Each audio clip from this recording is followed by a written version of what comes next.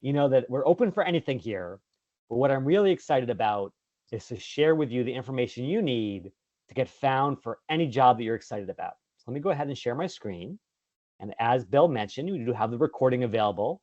However, don't go anywhere because this is a very interactive session. And if you want to get the absolute most out of it, the best thing to do is to join live. So definitely share that link in the chat with any classmates who could benefit.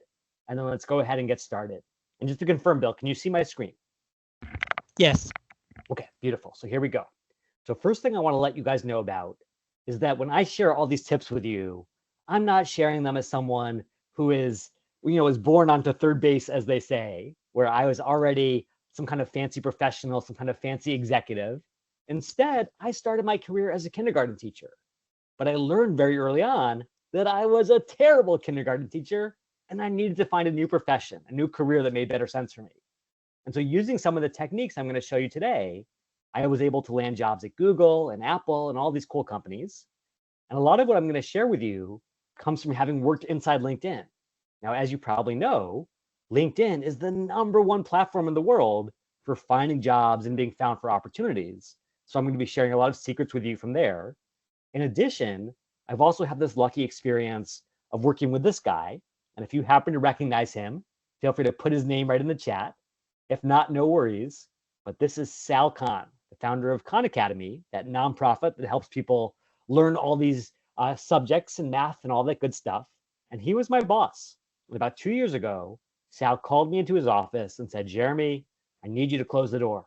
And I was like, oh no, this famous guy's about to fire me. But instead, what he had to share with me was a big secret at the time, because he had just been invited over to ChatGPT, to OpenAI, and he had seen that AI before it came out to the public. And we had first dibs on it as an educational partner of theirs. So between that LinkedIn experience, that AI experience, I want to share all these tools today to help you land a job that you love, just like I've been sharing with alumni around the world, to ultimately give access to the best opportunities on the globe. Now, that being said, if you've joined any of my sessions before, you know these are not typical webinars. And what I mean is we're going to be doing a lot together today. We're going to be having pop quizzes. We're going to be having live demonstrations of all these things. And by the way, as I always mention, if you would like to volunteer for one of these live demos, I have a really good incentive for you, which is I will give you a free LinkedIn profile makeover right after the session to make sure that you get found for the best opportunities in the world. And as Ryan said over here, that can be a life-changing experience. And then finally, even if you don't want to volunteer, no worries at all. Just do me the biggest favor, which is take action. If you take action tonight, you're going to start to see results immediately. So here we go. First pop quiz.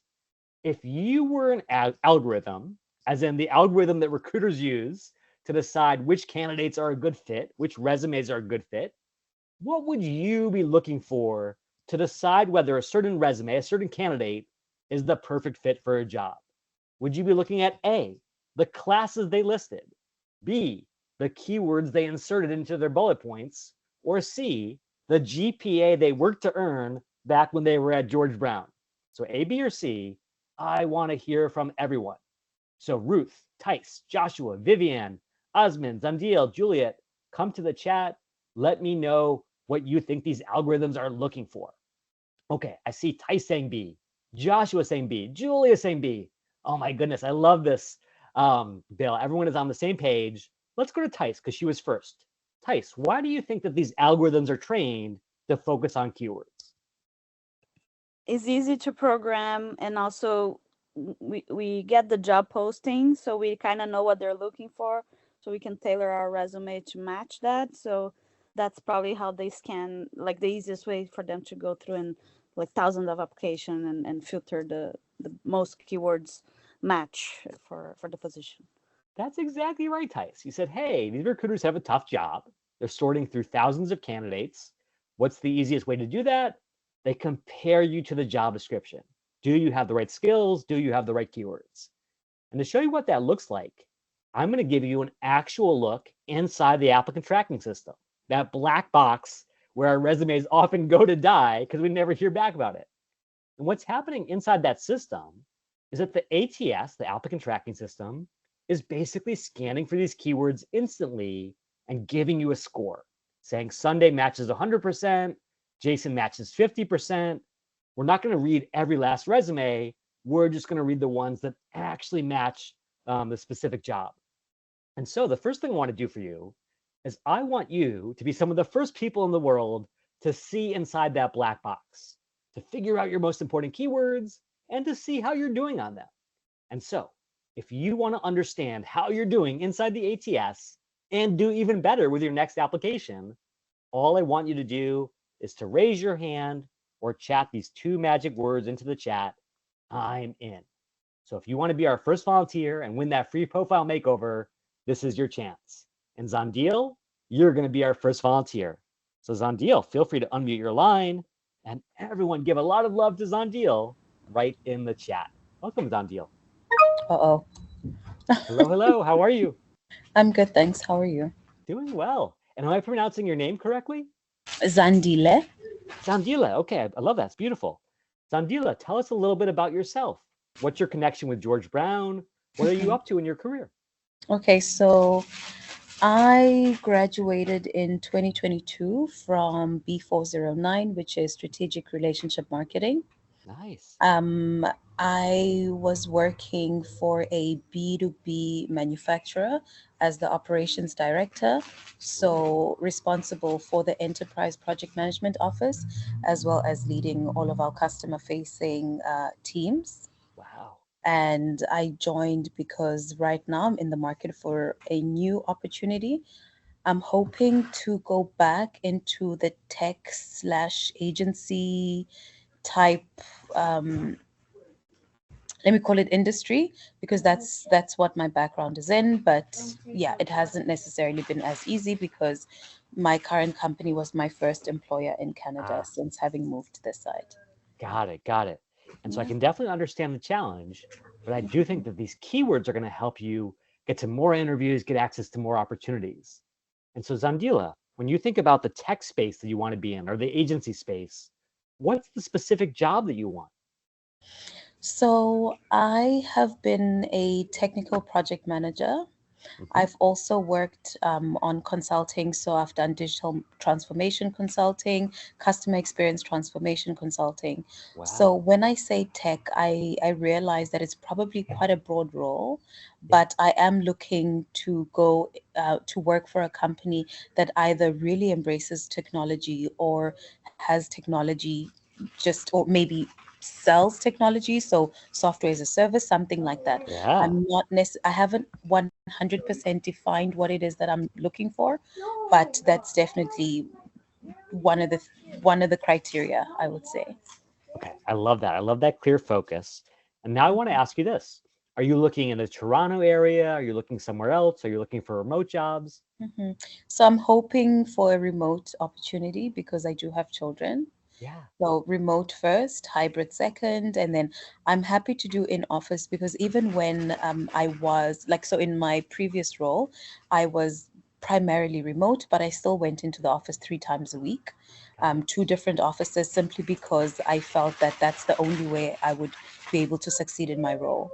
Because operationally and project wise, I needed the face time in order to make my projects come to fruition. So open to it as long as I don't need to drive too far. Got it. Smart, smart. And it's funny, Yeah. Bill and I were just talking before this session. I had just taken a ride in a self-driving car last night. What? So maybe, yeah, it's out here in Silicon Valley. So if you do come visit, you've got to try it. And I just shared a link in the chat if you want to see what it looks like. I saw that. I think you posted it on your LinkedIn. I That's stalked right. you That's right. when Yeah. we started and I saw the post. Yeah. That being said, let's start by finding you that dream role. And we're going to start with a search over here. We're going to say technical project manager, remote job, Canada, because we want to sort of get all those things in there. We're going to see if we can find something that really makes sense for you. So I want everyone to start with the same search. You always go to the job description and try to find something that makes sense for what you're looking for. And we're going to use this one as an example because, like so many job descriptions, it's got a lot of stuff going on. Now, Zandila, how would you like to basically get rid of all the ambiguity and just figure out the keywords that matter? Would that be a good start? Yes, I've been trying to do that quite a lot over the last few months, and I think I've used I've used a lot of, I would say, resume creation platforms Yeah. that are almost tailored towards the whole ATS scoring situation. Yes. And I don't know, I'm really struggling with that because I Yeah. feel like it's almost a scam because Yeah. everything is a keyword on those Right. So platforms. here's the thing. All those tools like JobScan or VMock, I know there's like a million of Hmm. them. They all charge you big money, 50 bucks a month or whatever it is. And of course, when we're job seekers, we don't have a lot of money for these things. So let me show you a free alternative. Watch this, everyone.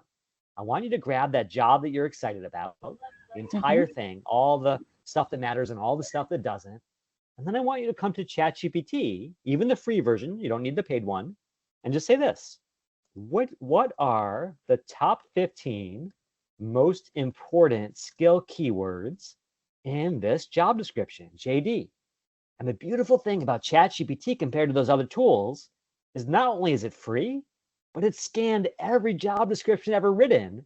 So it's so good at recognizing those patterns. And now we've got a little cheat sheet here, Zandila, of all the things that are really critical. How does that feel so far? It looks good. Okay, so we have our list. And by the way, everyone try this on your side. There's the prompt right in the chat. Feel free to give this a try.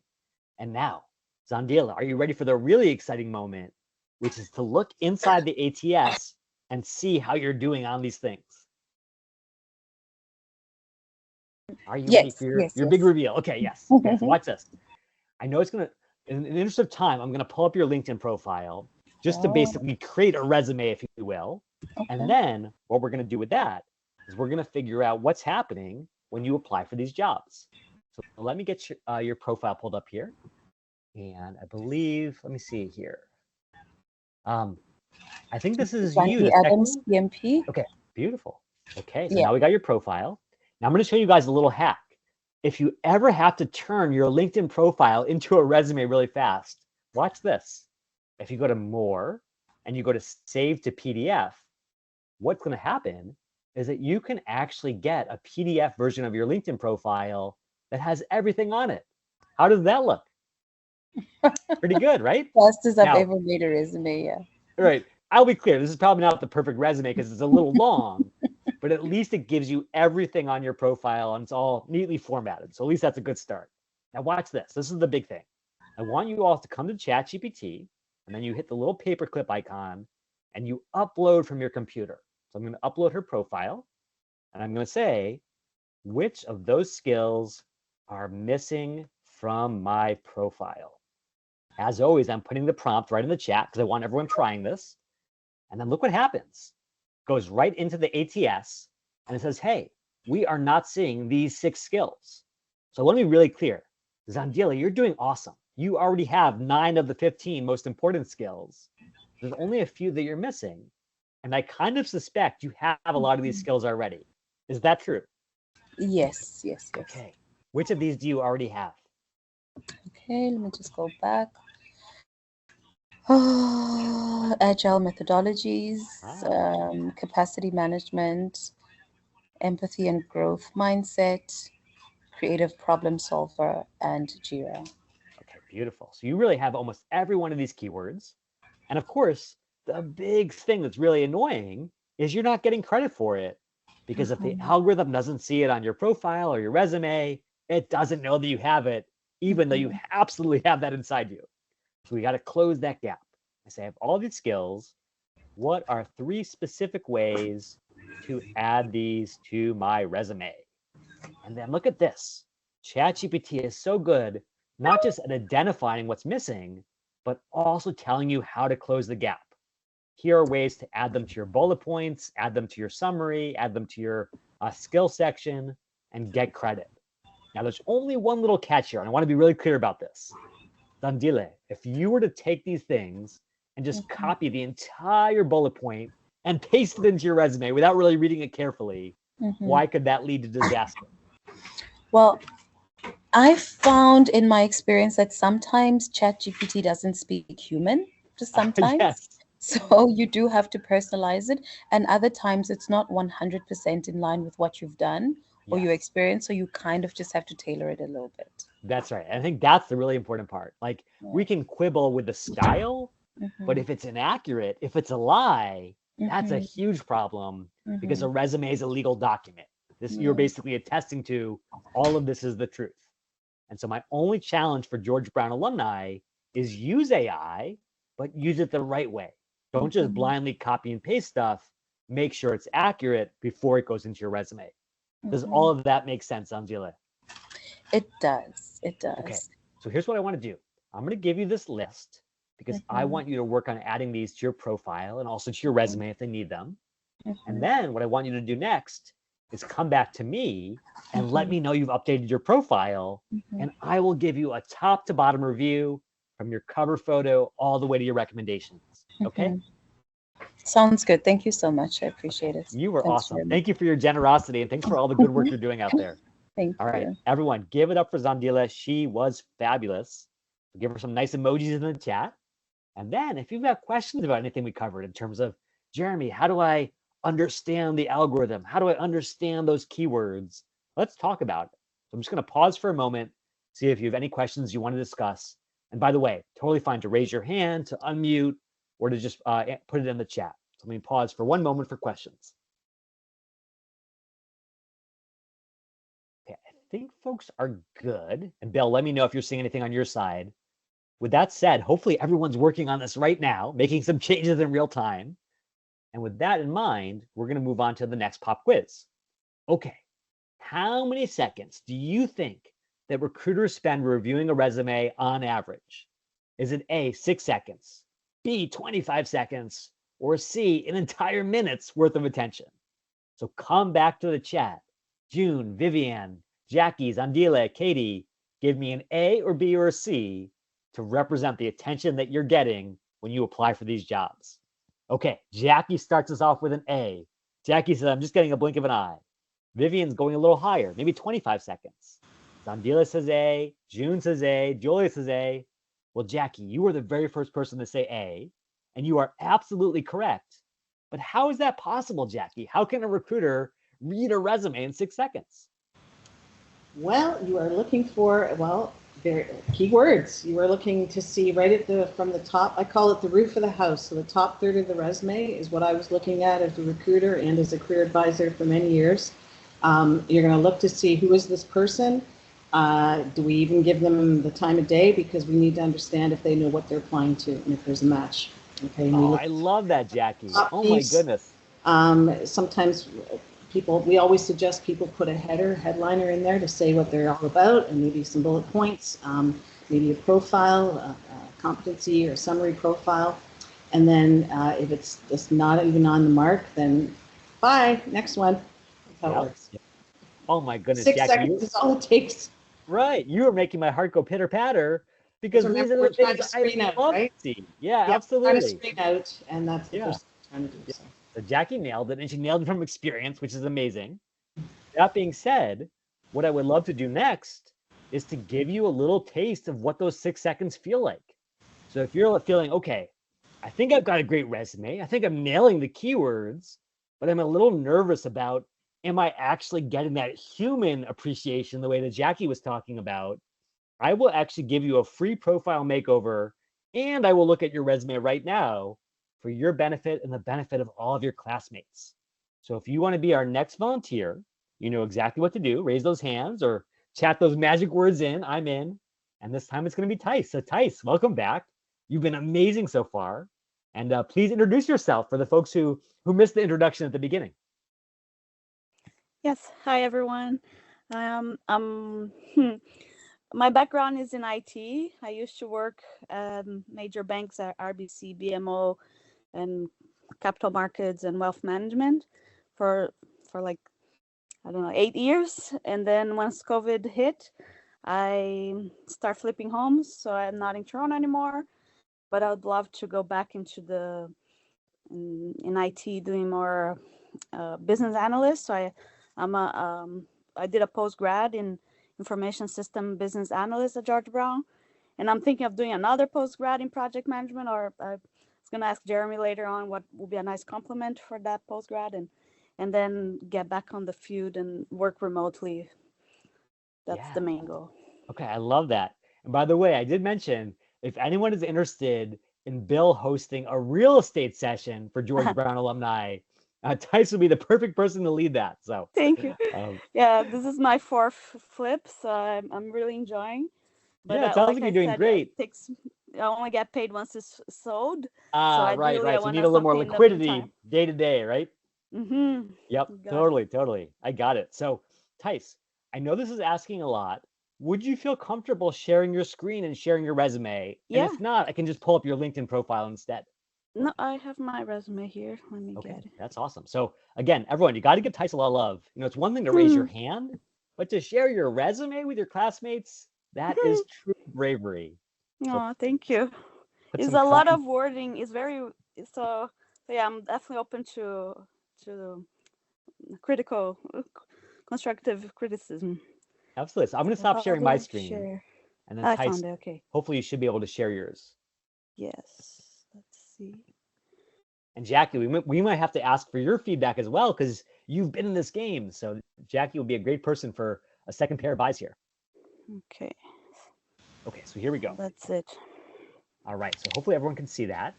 So this is the whole page, but I'll zoom in so Yeah, I can go. so again, I really believe that what Jackie said is so right, which is the top third is essential. It sets the table for everything else. And so you want to lead with that.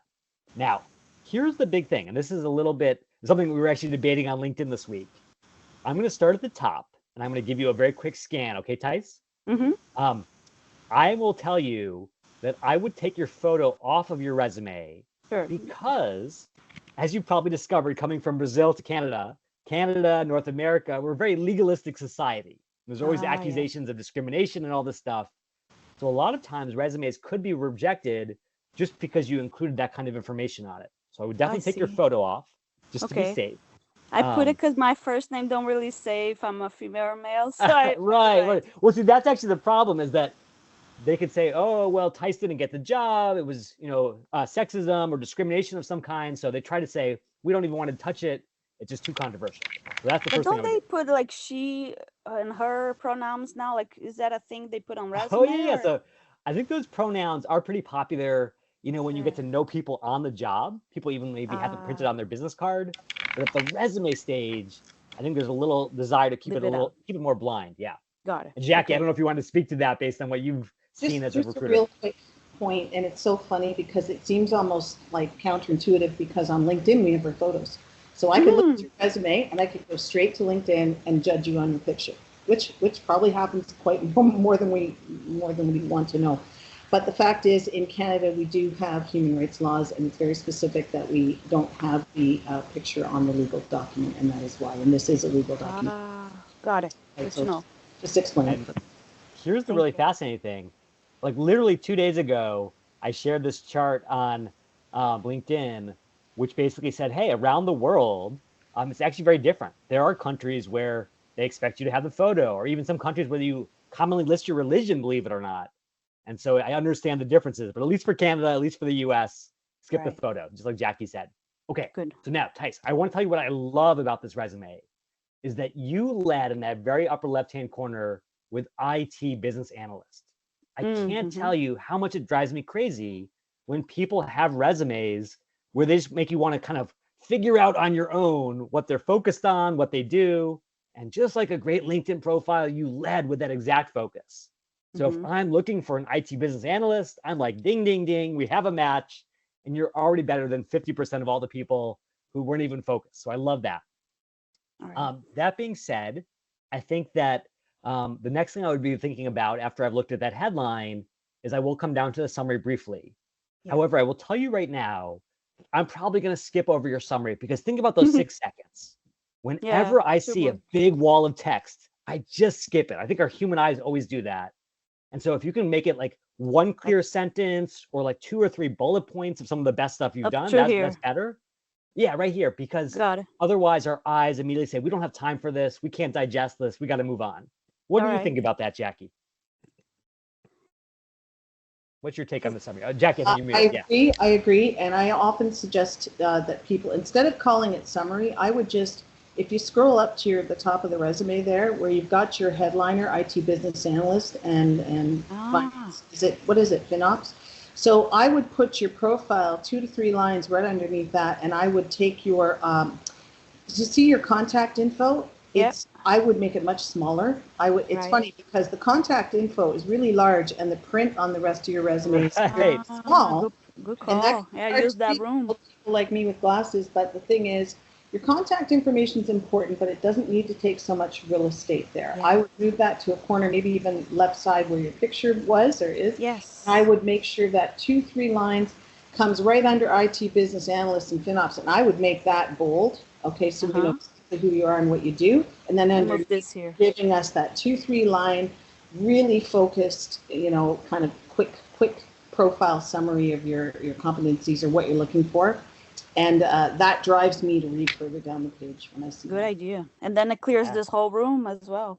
Yeah, and then you can bring things up, and maybe you can increase the size of your font. I wouldn't Yeah. go more than 10 point, and that's looking like 8 to me. But then again, it probably isn't. It's just that it's looking small It's on too my tiny. Yeah.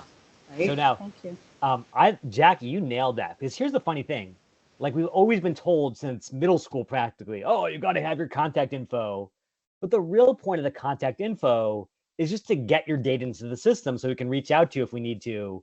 It doesn't have to take up much space. So Jackie nailed that.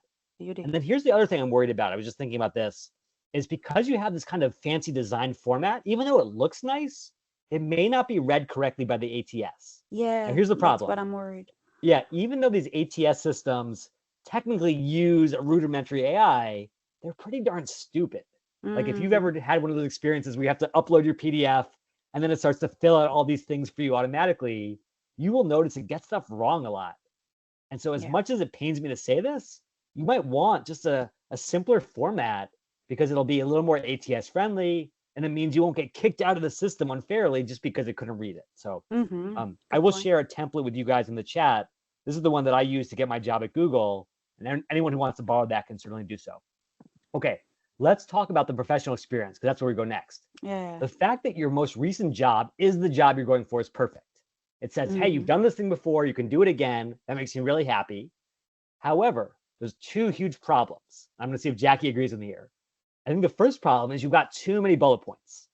You've got 7 things here, and I'm like, wait, someday I'm going to have to bring Jackie in to the hiring manager or to the big boss, and they're going to want Jackie to be organized and concise. If she can't do that on her own resume, how is she going to do that in the interview room? So I really would rather see just a few bullet points that are amazing versus like everything you've ever done. And then number 2, none of these bullet points have any impact. This is kind of like a job description. Like, this is what I had to do. These are the boxes I checked, as opposed to here are the accomplishments I drove. And I know that's a high bar. I know I'm asking for a lot, but I want you to prove to me already that you're a rock star. So if I bring you in for the interview, you make me look good to the hiring manager. And so I'd love to see more sense of sort of the actual impact that you drove. And if you have any challenges with that, definitely ask ChatGPT. Say, how can I quantify some of my results to make it stand out a little more? I don't know, Jackie, what are your thoughts I did that for the here? other jobs. Like here, I put like 40. Oh, for everything, yeah. 98 tickets. Even going but back not to your the very first first one. jobs, like everything should be, everything I've touched, I've turned to gold. Imagine what I can do for you. What do you think, Jackie? All right. I agree 100%. I think we always suggest 3 to 5 really good bullets. And depending on the role, some roles might require a few more bullets, and definitely accomplishment statements. What did you do? How did you do it? Why did you do it? What resulted from it? But also in the professional experience section, you've got a lot of jobs there.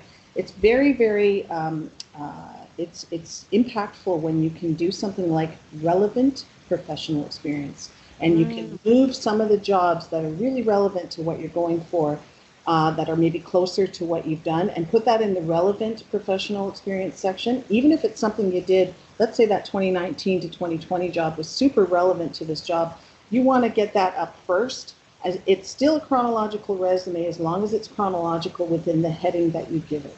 So you can call this relevant professional experience with that job first. So my eye sees that and I go, wow, she's got experience. And then additional experience or additional, whatever you want to call it, and then the ones falling behind. So maybe that relevant one has more bullets if it makes sense to have it. But again, 3 to 5 good bullets, because like I'm looking, it's very small and it looks like everything's really crushed together, even though you've got a lot of data here. How you position it is really going to help me with my eyes, and I want to be able to just go right in and zoom in. And Sounds Yeah. good. I'll do that for Yeah. sure. I got to tell you guys, Jackie and I did not plan this. It wasn't I was like, That's Jackie, perfect, come on guys. here. This is the power of the George Brown Network. Yeah. Is you guys have the best folks in there who want to help you and see you succeed. So I got to give big I'll props be to honest, I Jackie. used to work for George Brown, and I helped a lot of students at George Brown. Oh, that's And I'm a awesome. That's grad. awesome. I'm a grad. So there you go. Okay, so now to Jackie's original point, you're not going to get a whole lot more attention on anything else beyond that top third. So that's Mhm. where I'd really focus my efforts. That being said, if you scroll down a little bit further, I Mhm. just want to give you big props because the one thing I consistently see throughout is great keywords. I see Yeah. Jira, I see CRMs, I see all this stuff that you know recruiters are going to search for based on the ATS we talked about.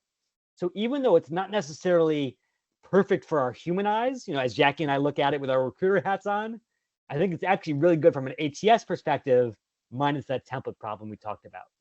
Okay, before we close up on this, Jackie, anything you want to call out for Tice's benefit or the benefit of any George Brown alumni? I just want to say too that I would definitely, the languages are great. I would move them up higher, and your expertise section, I would move that closer to the top. So if you scroll up, take your expertise and move it. If you just scroll up there, I would actually put it in where the summary section is. Yeah. That when I'm looking, I see your First thing. summary. Remember, we said 2 to 3 lines, right? Yep, right there. I would bring expertise at the top so I can see all your skills immediately. If you're keeping this format with the left and right side, I'm looking at skills right there immediately in that roof of the house and your relevant professional experience before I look at anything else. And I see the quick 2-3 line summary underneath the IT business analyst. My eye just goes straight to it real fast, and then I continue, right? So I one want to. question, I'm Yeah, go thinking for it, of Tice. removing the split because, like you guys said, the computer don't always recognize it properly. Yep. So I would put professional experience first, and then Yep. uh, I would put your expertise section first. Yeah, lead me okay. to your best Like stuff. if you're making this a horizontal resume Yeah. instead of vertical, then I would put expertise up top. Right at top. And okay. education can be very strategic, also depending on where you are in your career. If you're a new co-op student or something, and this is a co-op resume, education should go closer to the top because that's your entry point into the job if you're looking for a co-op. But if you have much more professional experience, the education can go lower in the page. And it could be a 2-page resume. It does not have to be a 1-page. I don't know if you'll agree with that or not, but it just depends. You wouldn't go more than 2 pages traditionally in resumes. So if you can get it on 1 page, great. But if it's really crowded, I would spread it out and get it 2 pages, not 1.5, but 1 3/4 is the minimum. I want to stop at 1.25 pages. Yeah, I And what totally I agree, see Jackie. people doing with the expertise, because so many bullet points, they spread the bullet points across. Yeah, you So be can't like- do everything in bullet points. There's different ways to show things. You can bold something and have a one-liner underneath. There's lots of ways. Look at resume samples. There's many, many ways to do it. Yeah. Yeah. Okay. So I saw your computer was about to run out of battery, Tice. I want Yeah, you to I'm gonna plug it. fast.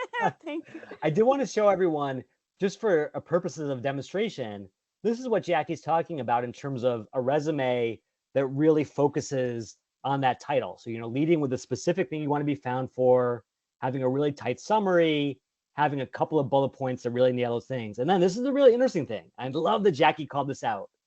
For whatever reason, we have been brainwashed into thinking all resumes have to be 1 page and there is no wiggle room. But the problem with conventional wisdom is it's not always backed up by data. So here's some real data. Turns out when there was a study done and recruiters were asked, do you prefer this 1-page resume or this 2-page version?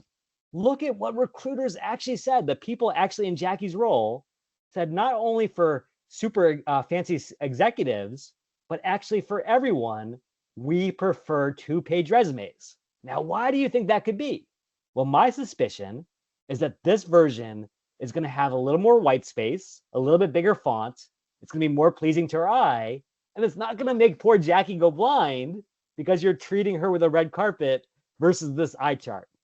I don't know. What do you think about that, Jackie? I agree 100%. And it's a marketing document. You're telling me what you want me to see. So how you Yes. play, like your design is just as important as your content. And I've always said that, and that is super true, right? Your design, because you're being marketed to all the time. And marketers carefully construct how they want it to look and how it's going to be received by you. You do the same thing with your resume. It's a marketing document. Oh, beautifully said. Okay, everyone, you got to give it up for Jackie. She completely rocked the house here. And you got to give it up for Tice because she was so generous and so brave. And so, actually, here's what I want to do. Please shoot me a message, Tice, and I will give you a full profile makeover. And then, Jackie, you shoot me a message too, and I'll send you a copy of my LinkedIn book if you want it, or my ChatGPT book. So maybe you can hand out to one of your clients because you are awesome, Jackie. Oh my goodness. I love the George Brown community. Christina, Bill, this is the best. Okay, if you've got questions about resumes, how our human eyes read them as recruiters, how our algorithmic eyes read them as an ATS system, let's take those questions. If there's anything on your mind, put the questions in the chat, raise your hand, or better yet, just unmute and ask. That is the benefit of this awesome community. So what questions do you all have when it comes to the mystery that is resumes? Hi, this is Zandi. Hi. So I have a couple of questions, just observations and then questions. So the first one is that a lot of the job advertisements or job descriptions that I'm seeing, whether it's on the job boards, LinkedIn, wherever, they read like a thesis statement, which Yes, is totally. why I really have been struggling with keeping my resume trimmed down to, 2, 3 bullet points. Yeah. And so, especially for my last experience, that is where I probably have way too many bullets, maybe 7 or 8. And then the rest of my experience, I have less. So, and I've kind of been struggling with that. I hear what Jackie was saying about potentially having relevant work experience and then other related work experience or things like that. So that's something that I can try. But I think just balancing the keywords that I need on my resume versus on my LinkedIn profile when I'm trying, for example, to attract multiple different job titles has Yeah. been it's been almost overwhelming, and I've been struggling with how to do that. Great. And So so, first of all, yeah. I totally feel your pain.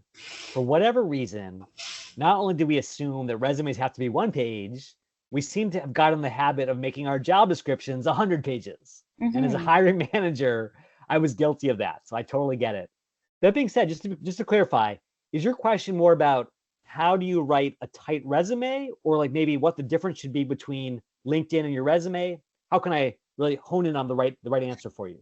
I'm really struggling with what my question is, to be honest, Okay, got it, got it. because I'll I'm I'll a speak to all those generalist, things if you want. right? So Yeah, I'm a generalist yeah, and I want to remain in the generalist space.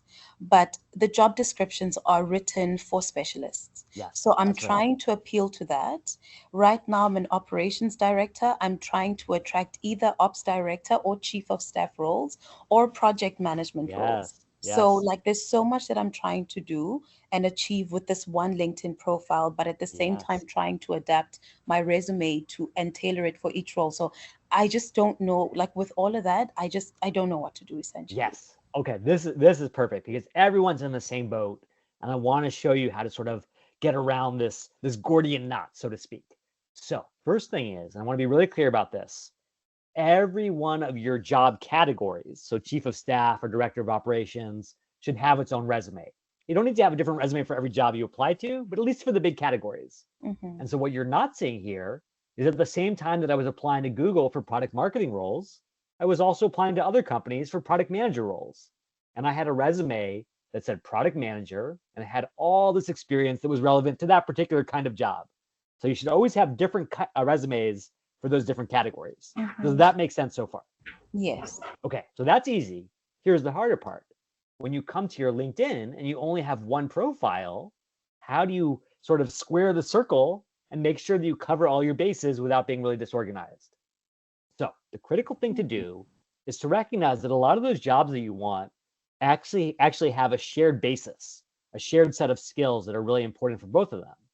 So, here's what ChatGPT can do for you. If you come to ChatGPT and you say, what are the 10 skills in common for ops director and chief of staff roles, the really cool thing that ChatGPT can do is it can basically build this Venn diagram. It can say between those two roles, some of the stuff that are going to make you great at one role are going to make you great at the other, like strategic planning, project management, on and on. And now when you come back to write your LinkedIn, you don't have to compromise and say, I'm going to choose one job or the other.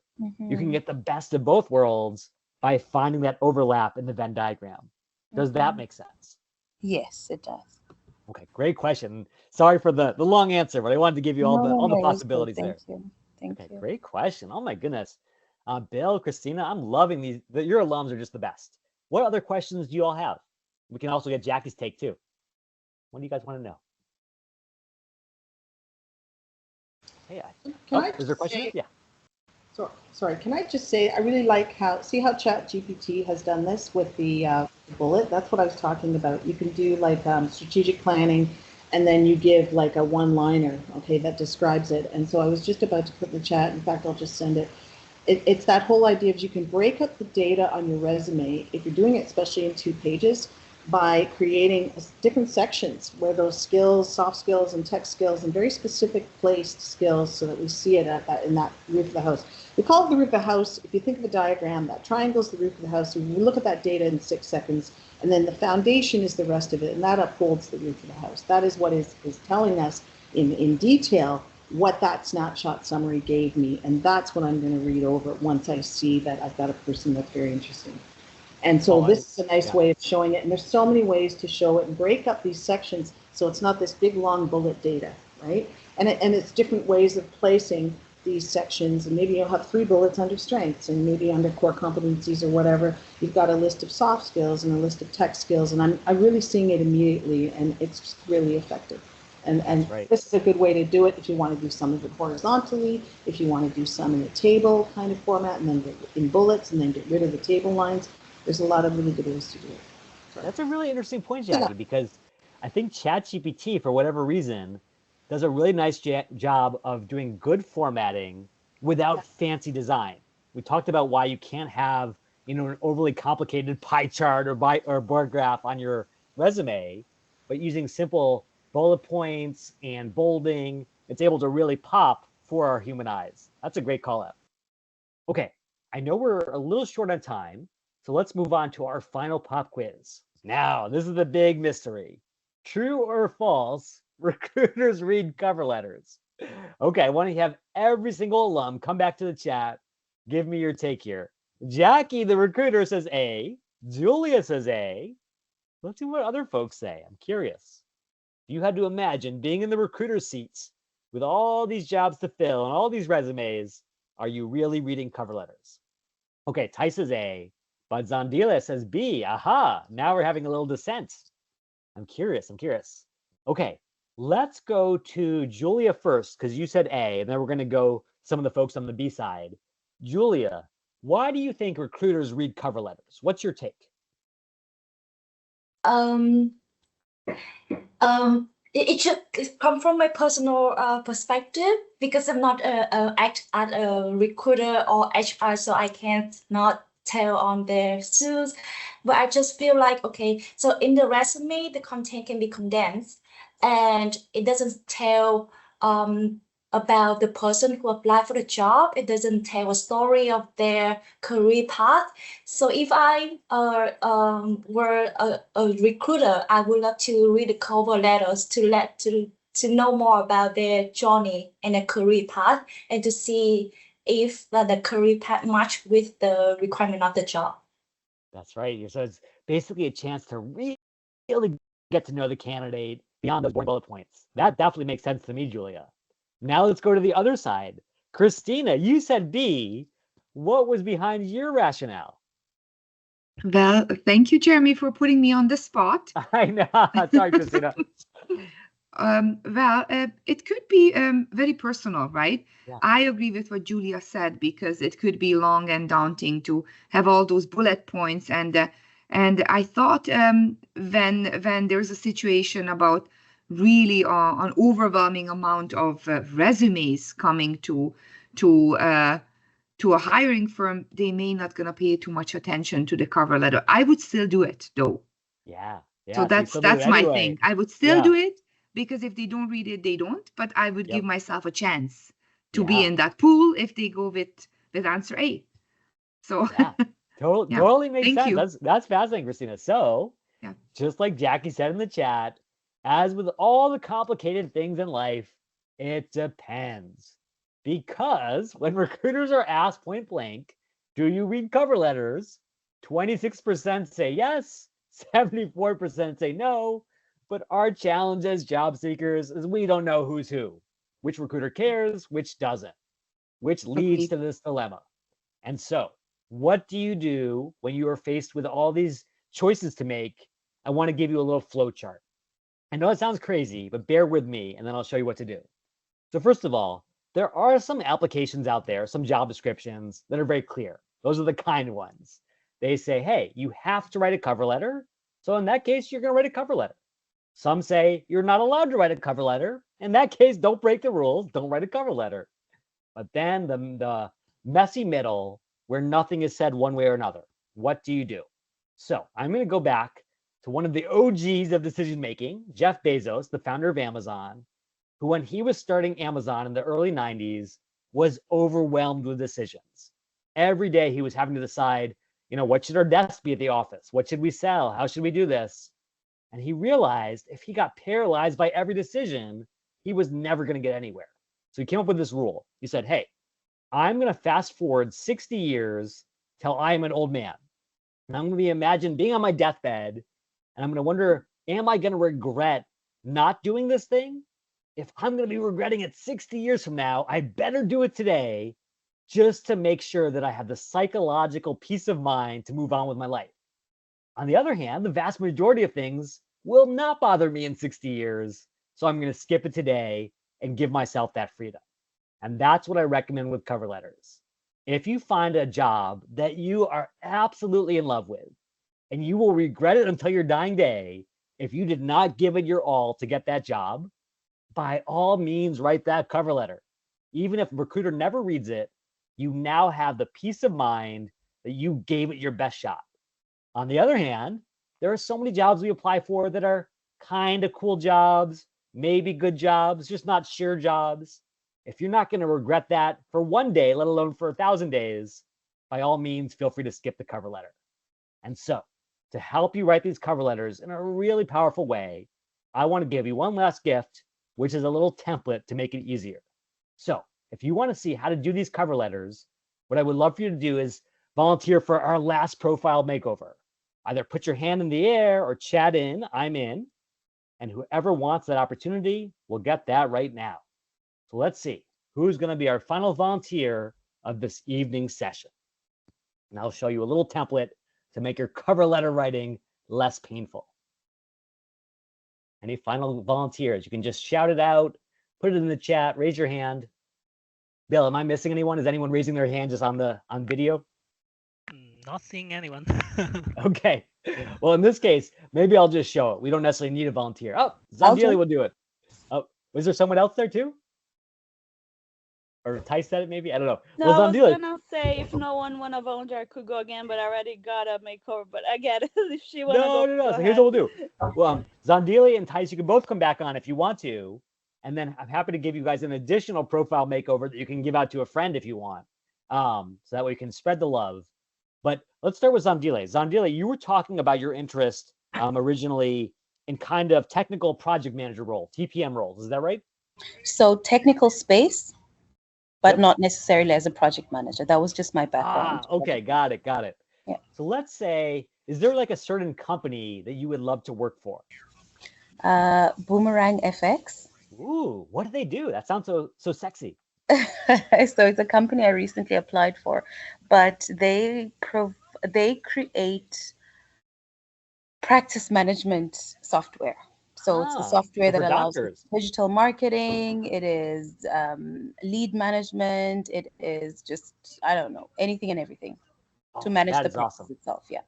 Okay, so let's work on a cover letter for these guys. Because again, if you imagine this is your dream job, you're doing good in the world for patients, you're doing good in the world for doctors, and you're doing stuff that you love doing, you don't want to regret that you didn't write a cover letter. So let's grab this template. And I want to share this with everyone. So feel free to come over here and make a copy of this Google Doc. There's a link in the chat. And then let's go ahead and do this together. Okay, Zandile? Okay, so first of all, you're going to notice right away, this is so different than every other cover letter you've seen, and especially different than the ChatGPT cover letters that I am starting to see all the time. So Zandile, I know that you would never do this, but there are some people who are a little bit less ethical than you, and they are saying, generate a cover letter for this role, TPM. And then they come over here and they say, okay, here's my cover letter. Now, why do you think this might be an ineffective cover letter? What automatically tips off the recruiter this is a really poor candidate? I mean, I feel like a lot of the time it's just regurgitating either the job description or my resume. Exactly. In fact, here's what I'm hearing from a lot of my recruiter friends is this exact phrase: I am writing to express my interest in this role at this company, is a dead giveaway that ChatGPT wrote this cover letter. Now, again, you should be using AI, but you should be using it the right way. If you see this as a recruiter, Zandile, what do you immediately assume about the person who wrote it? Meh. Yeah, lazy, uninspired, not serious. Bottom line, they're out of the process, and ChatGPT cost them this opportunity. So don't do that. Instead, focus on what the recruiter really cares about, which is, can you do their job really well? And are you really serious about this role, this company? And so look at this version. We're going to come over here. As you can see, it's basically two parts. Here's why you're a rock star at that specific job. Here's why you're specifically focused on this company. And the interesting thing about this approach is, unlike ChatGPT, where it immediately marks you as lazy and uninterested, this marks you as different. This marks you as someone who really gets what a recruiter cares about, which is, are you going to be a good fit? Not can you follow a template? So let's write this letter together. First of all, tell me about the role that you are interested in, Zandile, because you were saying you weren't that interested in project management. What was the role you're excited about? It was chief of staff. Chief of staff, okay. Which was a perfect intersection of operations and project management within a technical space. Okay, got it. So basically, you're passionate about this role because it brings together these things. And you're going to say, from project management, and what was the second part? Operations. From project management to operations, I love the opportunity to bring people together to drive results bigger than anyone could achieve on their own. I'm thinking of the best chief of staffs that I've worked with. They really are force multipliers. They take a small team or a big team and they turn it into a powerful force in the world. So I love that. And then, are there some accomplishments from your past that would make you a great chief of staff? Anything where you have done that leadership role, that project leader role, and really led people to great results? I mean, nothing's coming to mind, which it should, because again, I'm applying. But I think just thinking about, because a big part of the role is about software as a service. Yep. So back in the day, I was responsible for putting together a go-to-market strategy for a marketing analytics tool. Yeah. That was recently, or 2 years ago, it was purchased by LinkedIn.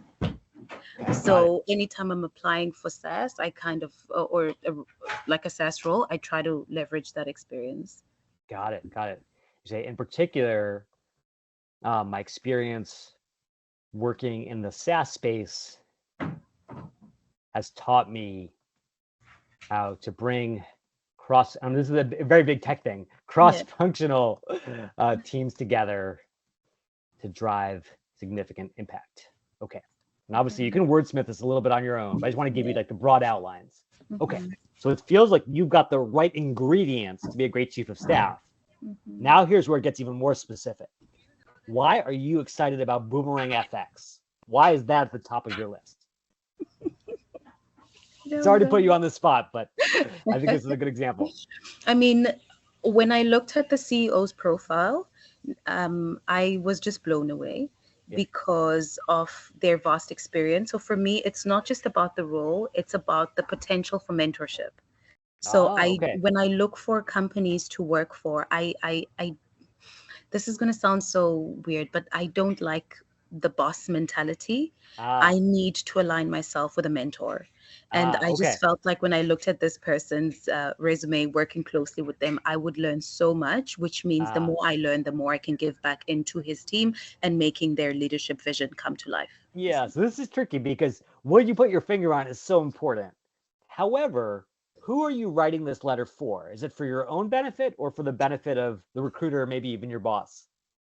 It's for their benefit. The benefit, right? And so, occasionally when I worked at Google and Apple and all those kinds of places, I would say, "Why do you want to work here?" And they were like, "Oh, it's such a cool company. I would love to work here." And I was like, "That's great for you, but what are you going to do for me?" So, Mhm. not to poo-poo that, but I do think we should use some of these scarce sentences to focus on what the connection is for why you will come to work every day and kick butt for Boomerang FX. So it sounds like maybe you're driven a little bit by the healthcare space. Is that right? Yes, Yeah. yes. So you could say, I love the idea of delivering results for both patients and practitioners. And I'd be thrilled by the chance to use my project management and leadership skills to make a serious impact in this arena. And then what I think you get here is, even though it's only 2 paragraphs, it's way easier on the recruiter's eyes because no one wants to read through the address and the contact information and all that nonsense. Mhm. And it's super clear why you stand out. Because instead of all this blah, blah, blah about why you are such a great candidate in general, it is specific to this role and, most importantly, specific to this company. So what I want to give you here, Zandele, is basically the bones, the skeleton of something that can be way more effective. And the best part is, it's not going to take you an hour or 10 hours. It's going to take you maybe 15 minutes to put together a pretty good letter. How does that feel? It looks amazing. Thank you. Okay. Well, I got to give you big thanks. And Zandile, I'm serious. If you've got a friend who could benefit from a profile makeover or a little extra boost in their job search, please let me know, because I'd be happy to give them a makeover as well. Okay. We'll do. We'll do. Okay. You've been doubly awesome, Zandile. I cannot thank you enough. Thank you. And Jackie, thank you for those great call outs in the chat. I think that is so powerful to cut through all the BS when it comes to job searching and just focus on why us, why them, why us together. Beautifully said. Okay, I know we're down to our final few minutes. I want to give you some goodies before we close up. So first of all, if you want a chance to keep asking questions tomorrow, a year from now, whenever you're in your next job search, I would love to connect with you. I've been in touch with so many great George Brown alumni. Thanks to Bill, thanks to Carmel, thanks to the team. And if there's ever anything I can do, from putting in a good word for you to a referral, just say the word. Number 2 is, as you probably have heard by now, Bill and Carmel and the entire team have gotten you something pretty darn amazing, which is you get access to every single one of my masterclasses on applicant tracking systems, but also AI and LinkedIn and tech careers, not for $300 US, the normal price, but for free. And not just for this year, but forever. So please click that link in the chat if you haven't done so already, claim your free lifetime access, and then send Bill a lot of love for bringing you that opportunity. And then one last thing, and that is, back when I was in grad school, back in the digital stone ages, I was an intern at Apple in the summer of 2011, which means I was there for the very last keynote speech that Steve Jobs ever gave. And even though he was really sick at the time, he still got on that stage one last time and blew our minds. I'll never forget, he reached into his pocket and pulled out his iPhone. He said, "This is the first time in human history when I can talk to my computer and it will talk back to me." And of course, that was the beginning of Siri and the beginning of this whole AI revolution that we're living through right now. So in honor of that moment, I've got one more thing for you. And even though it's not quite as good as having Jackie or an amazing career coach like Bill working with you, it's pretty darn good when you need it. It's called CareerBot 3000. So here's how it works. First thing is, you always want to start with focus. So you say, hey, I want to build a career that's focused on sustainability because I want to leave the world better than I found it. I want a chance to have some work-life balance so I can enjoy the world that I'm helping to create. And I want a chance to move to Vancouver, where my family is. So you paste in your resume as it exists today, even if you're not happy with it. And it says, okay, here are some ways to build that life. So you say, okay, I want to go into the sustainability marketing. So I come down here, I plug that in, I plug in my location, and then the really cool thing is it'll start to give you a sense of how do you get there. So these are the places you could work for: Lululemon, Nature's Path, WestJet. Here are the keywords that ATS craves. Here's how to really stand out on your resume in all the ways that Jackie was talking about. And there's even advice all the way to the interview stage. You can go ahead and grab this anytime. It's right here in the link in the chat. And what you will find is that when you use this tool, you can get really focused and you can absolutely rock that ATS, even if it felt so strange and so opaque before. And all I ask is just keep doing the kinds of things that Jackie was talking about, which is getting a chance to live your best life, to tell your story the way you want to, and in the words of Steve, to make a big honking dent in the universe. I want to give a big shout out to Bill, to the entire GBC team, a massive shout out to Jackie and to all of our amazing volunteers. I just want to send you off into the evening with so much love and so much admiration for all the good you're putting into the world. Thank you guys so much. And I would love any feedback you have on that survey that Bill just shared. Thank you guys so much.